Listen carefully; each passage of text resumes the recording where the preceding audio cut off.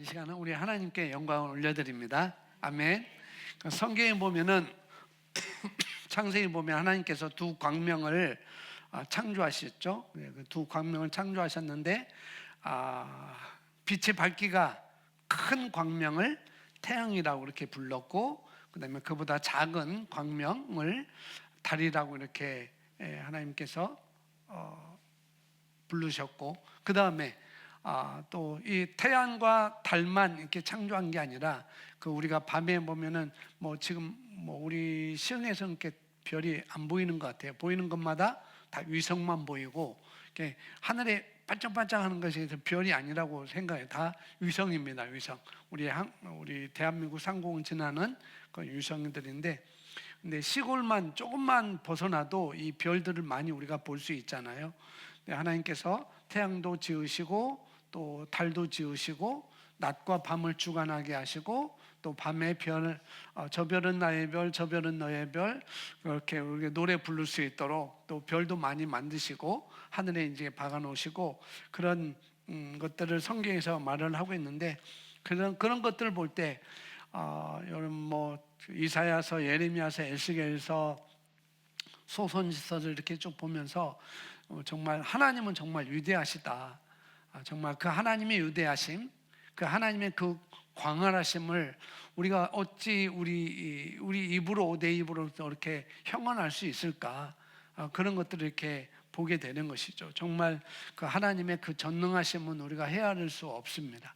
우리 말로도 헤아릴 수가 없는 것이고, 그래서 성경은 그분의 영광을 헤아릴 수 없다, 우리가 형언할 수 없다라고 이렇게 또 시편에서 또 이렇게 고백을 하는 것을 볼 수가 있죠. 그냥 하나님은 우리의 이성으로는 그분의 다 우리가 이해할 수 없죠. 그 하나님의 아름다움, 그 하나님의 은혜스러움, 그 하나님의 영광스러움, 이런 것들을 우리가 다 우리 이성으로는 다 이해할 수 없습니다.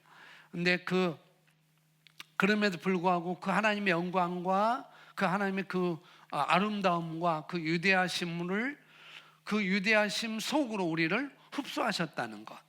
여러분, 스펀지를 물에 적시면은 스펀지의 물을 다 흡수하듯이, 그것이 어느 것이라도 우유도 다 흡수하고 정수물도 흡수하고, 내가 마치 세수하다가 버릴 물도 스펀지를 갖다 대면 다 흡수하는 것처럼, 그 하나님의 위대하심과 그 형언할 수 없는 그 광활하심과 그 영광스러움, 그 아름다움 속으로 우리를 흡수했다는 것, 그게 너무나 감사하죠. 그리고 그 영광 속으로 우리가 흡수가 되었습니다. 그러니까 우리가 형언할 수 없는 것이지만 우리는 그 속에서 지금 살아가고 있다는 거죠. 하나님이 저와 여러분을 흡수하셔서, 그 흡수한 그 속에서 예를 들어 스펀지라는 속에서 우리는 살아가고 있다는 것. 하나님은 스펀지로 이렇게 생각한다면, 그래서 우리 하나님의 은혜에 너무나 감사하고, 하나님께서 또 이스라엘 백성들을 이끌어내서 또 약속의 땅으로 가게 하고, 또 광야를 지나게 하고 약속의 땅으로 이렇게 이집트에서 나오게 해서 그 약속의 땅으로 끌고 가시는 그 여정을 또 우리가 성경을 통해서 볼 수가 있는데요. 그래서 그런 과정 가운데 하나님은 그 이스라엘 자손들에게 지켜야 할 율법을 주셨죠. 율법을 주셨는데, 그 율법을 주신 이유는 이스라엘 백성들이 범죄한 것 때문에 율법을 주셨는데, 근데 이스라엘 자손이 그 율법을 주셨음에도 불구하고 그 율법을 지키기는 너무나 어려웠죠. 자기 노력을 해도 지킬 수가 없었던 것입니다. 그 법을 지키려고 얼마나 노력했는지 또 아실 겁니다. 근데 그들은 율법을 따라 하나님을 섬기려고 또 노력을 했죠. 그런데도 그런 노력을 했음에도 불구하고 결국 그들은 그 노력을 결국은 가져오지 못했습니다. 해결을 하지 못한 것이죠. 그 노력도 했고 결국 해내지 못한 것을 성경을 통해서 볼 수가 있습니다. 근데 성경은 율법이 아무것도 영원히 온전하게 할 수 없다는 것을 우리에게 말씀을 해주고 있어요. 근데 하나님 자신이 완전했음에도 불구하고 온전하신 분임에도 불구하고 그러나 그분의 율법은 그 어떤 것도 온전하게 영원히 만들지 못했던 거라는 거죠. 근데 그 율법이 흠이 있어서가 아니라 뭐예요? 우리가 왜 그 율법을 지키지 못했는지, 흠이 있어서가 아니라 온전하지 못해서가 아니라 하나님이 뭔가 흠이 있어서가 아니라 그것은 우리가 인간이 타락으로 인하여서 지킬 수가 없었던 것을 성경을 통해서 우리가 볼 수가 있는 것이죠. 그래서 율법은 우리에게 생명을 줄 수가 없었어요. 율법은 우리 사람들에게 정죄만 줄 수밖에 없는 거예요. 너 잘못했지, 너 잘못했잖아, 너 잘못했잖아. 1년 동안 2025년 저도 그래요. 25년 시작할 때 아침 내가 꼭 운동 끝나고 와서 여기 와서 내가 방언기도 하고 고백기도도 하리라 했는데 작심 3개월로 맞춰버렸잖아요. 그런 것을 뒤돌아볼 때 정말 나는 하나님 앞에 뭘 잘한 게 뭐가 있지? 제대로 한 게 뭐가 있지? 아까 하나자매님이 얘기했던 제대로 한 게 뭐가 있지? 뭐 여러 가지 다 하려고 했는데 제대로 한 게 뭐가 있지? 그런 정잠 속에 우리가 살 수밖에 없는데, 근데 그래서 율법은 우리를 생명을 주는 게 아니라, 율법은 우리에게 은혜를 깨닫게 하는 게 아니라 율법은 우리를 정죄를 하게 된다는 거죠. 너 잘못했구나. 그렇게. 그런데 하나님은 이제 율법을 뛰어넘어서 이제는 하나님께서 우리에게 말씀하셨어요. 우리가 PPT를 오늘 준비를 했지만은 전달 안 했어요, 일부러. 그러니까 이사야서 그 43장 19절 보면은, 그래서 너희가 율법을 가지고 어떤 노력에도 너희가 그 결과를 얻어낼 수 없었는데, 근데 43장 19절에 보면 내가 새 일을 행하리라라고 말씀합니다. 내가 너희를 위해서 이제 새 일을 행할 거야. 그 약속을 주시죠. 그 새 일이 그러니까 이제는 그 내가 새 일을 행하리니 이제 나타나리라. 너희가 그 일을 알지 못하겠느냐? 내가 정녕 광야의 길을, 사막의 강들을 내리라. 우리가 마지막 찬양했던 것, 그는 길을 내시는 분. 그러니까 내가 새 일을 행하리라라고 이렇게 말씀하십니다. 새 일을 행하리라. 내가 너희를 위해서 새 일을 행하리라.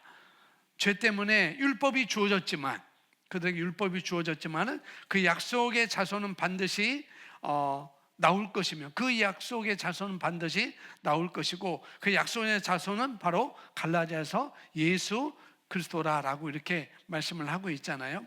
그러니까 성경에 율법은 의인을 위해서 만들어진 것이 아니라는 거죠. 죄인을 위해서 만들어진 것입니다. 그러니까 율법은 의인을 위해서 만들어진 것이 아닙니다. 자, 그렇다면 의인은 어떻게 살까요? 어떻게 살까요? 무엇으로 살까요?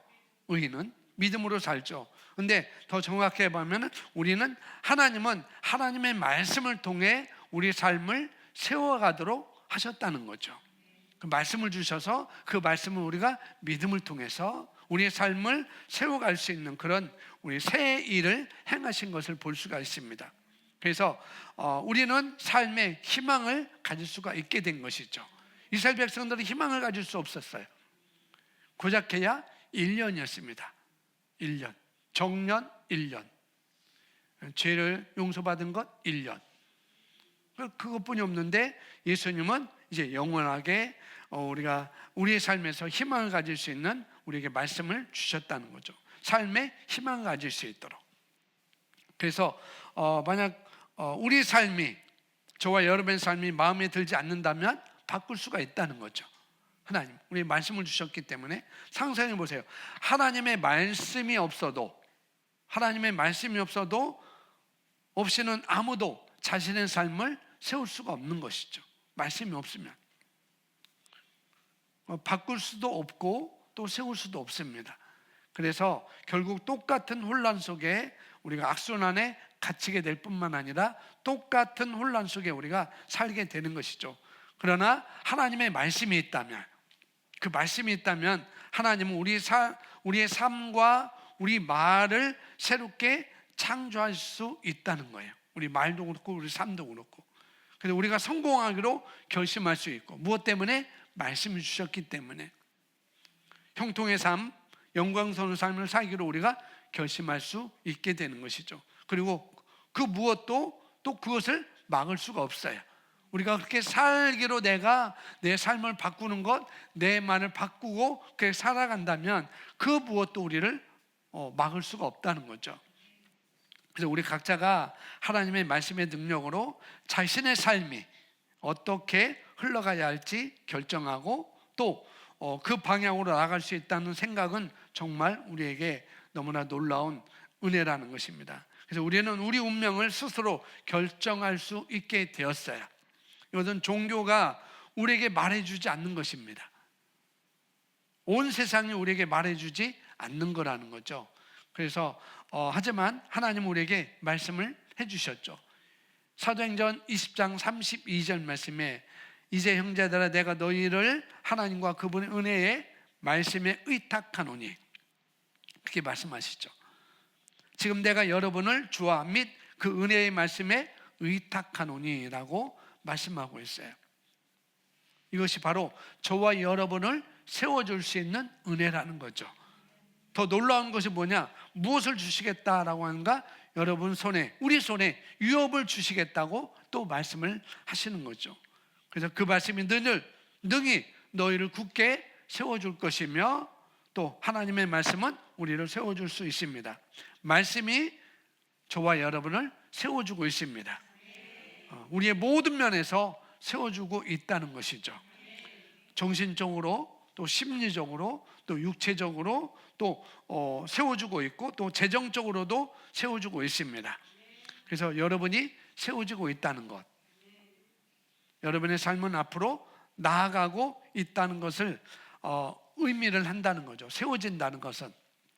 그래서 하나님의 말씀이 우리를 세워주기 때문에 우리는 2026년에 매일 우리는 발전할 것입니다. 우리 주님께서 말씀하시기를 내가 너희를 하나님과 그분의 은혜의 말씀께 의탁하노니 라고 말씀하면서, 이 말씀은 그래서 우리를 세워주는 말씀이라는 거죠. 모든 거룩한 자들 가운데서 너희에게 유업을 줄 것이다 라고 말하고 있습니다. 그들 중 하나, 특별한 자들을 여기서 의미하고 있어요. 거룩하게 된다는 것은 나머지와 구별된다는 그런 의미입니다. 그래서 우리는 특별한 사람들 가운데 세워주고 유업을 받는 존재들이라는 것. 그래서 우리는 특별한 사람들 가운데 유업을 받았기 때문에 우리는 또 특별한 것이죠.